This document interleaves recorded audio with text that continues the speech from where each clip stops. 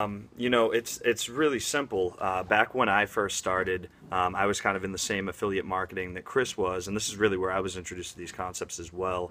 But I've expanded it much more from there, just using a positive mindset every single day to really change your attitude and your outlook on the day. You wake up in the morning, a lot of people wake up Monday morning and they go, oh, it's Monday again. They start off in a terrible mood, and it sets the precedent for the day. If you wake up and you go, this is going to be the best day of my life, what's stopping it?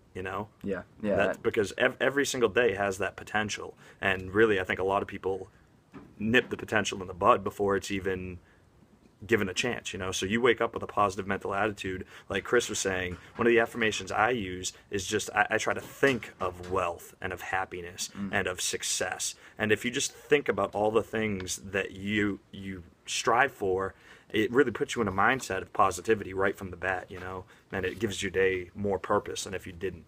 Absolutely. So that's really my example of that.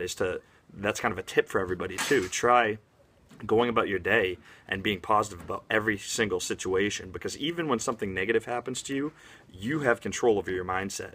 You might not have control over the negative thing that happened to you. You get into a car accident, somebody smashes into you or something like that. Yeah, you didn't control that accident, but you control the outcome and how you're going to react from that. You get diagnosed with an illness or something like that.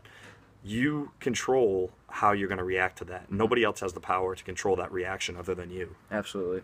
One of my favorite quotes from Andrew Carnegie, and if you don't know who Andrew Carnegie is, I suggest look him up. He was basically one of the first multimillionaires in the United States to ever walk the planet, actually. Never mind just the United States. But Andrew Carnegie says, the person who acquires the ability to take full possession of their own mind may take possession of everything else to which they are justly entitled. So I'll say that one more time.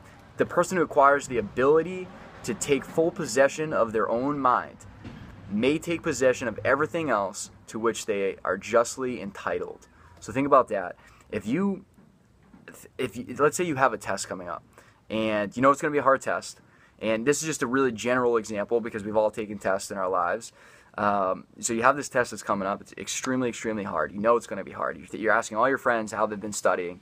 None of them really know how to study, and you're bummed out about it. And you're thinking this whole time, I'm going to fail this test. I'm going to fail this test. I'm going to fail this test. I'm going to fail this test. Next day, you take the test. You get the results back a couple of days later. You failed the test, and you're surprised. You're like, I can't even believe this. I studied so hard. I studied with my friends. I went to extra help. I did all this work, and I still failed.